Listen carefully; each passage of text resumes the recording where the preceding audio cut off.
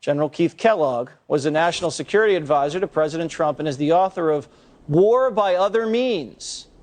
Now, a lot of people are going to hear this, General, and they're going to think the United Nations, they don't have a great track record of keeping people safe, keeping people alive, keeping people from going into other people's countries. So how would they enforce a no-fly zone?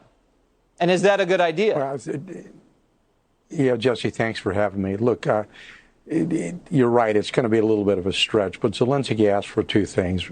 He asked for sanctions, which he's gotten, and a no-fly zone. Look, I'm not in favor of a NATO no-fly zone because it's a defensive alliance. Ukraine's not part of NATO. Once you put NATO aircraft over Ukraine, then you get an inadvertent fight between a Russian aircraft and an American aircraft, or a British aircraft or a French aircraft. Then Article 5 starts to come into play. An attack on one is attack on all. Then you get escalation. But I said, you've got to start to think creatively. And I don't know if it's a right idea or wrong idea, but think out of the box like President Trump always wanted us to do. And you can go to the UN and you can say to the UN, you can have a UN no-fly zone. The problem you're going to run into is the veto power of both the Russians and the Chinese. But there's an article, Article 27, which prohibits the conflicted party from vetoing. The problem you have in the UN, because it's really an arcane system out there, you've got a double veto. And before you can get to a substantive issue, you've got to go through a procedural issue. And the Russians can veto the procedural issue before you get to the substantive issue. It just gets tied down in bureaucracy. It ends up getting nowhere. But my point on this was, look, somebody's got to start thinking creatively. Think out of the box. Put everybody in the world on record. Put the Chinese on record. You're part of this. Economically, they're more dependent on us than they are with the Russians. But put a lot of pressure on everybody. They go to the UN, do that. If it doesn't work, go somewhere else. Keep trying to be creative, continue to put pressure on the Russians, because I'm telling you, Jesse, this is going to be a terrible week. You're going to see a lot of civilian casualties this week. He's going to employ his artillery, he's going to play his rockets, and he's going to make some really massive destruction in Kyiv. And Kyiv's a 2,000-year-old city, and he's going to try to destroy it. You will.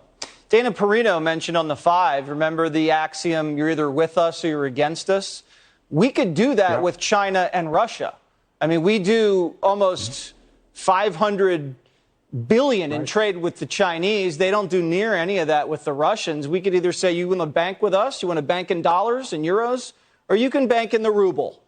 You guys make a decision. That's a good point. Also, let me run this by you, General Watters, see if you think this is a proper idea. What if we started distracting the Russians and made them a little nervous? What if we had the Japanese stir up a little trouble on their eastern flank? What if we sent some naval assets into the Black Sea? Just say, hey, we're protecting Turkey, our NATO ally. What if we scrambled a few jets in the Baltics or something to make the Russians maybe think twice and take their eye off the ball a little bit, because I don't think you can see this much more carnage day after day in Ukraine.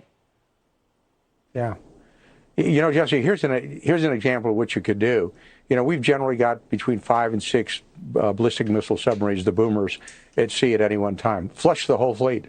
Put every boomer we've got at sea. And we can crew them and put them out there. And you say, look, we're not going to back off from a nuclear concern that you've got. Go all in.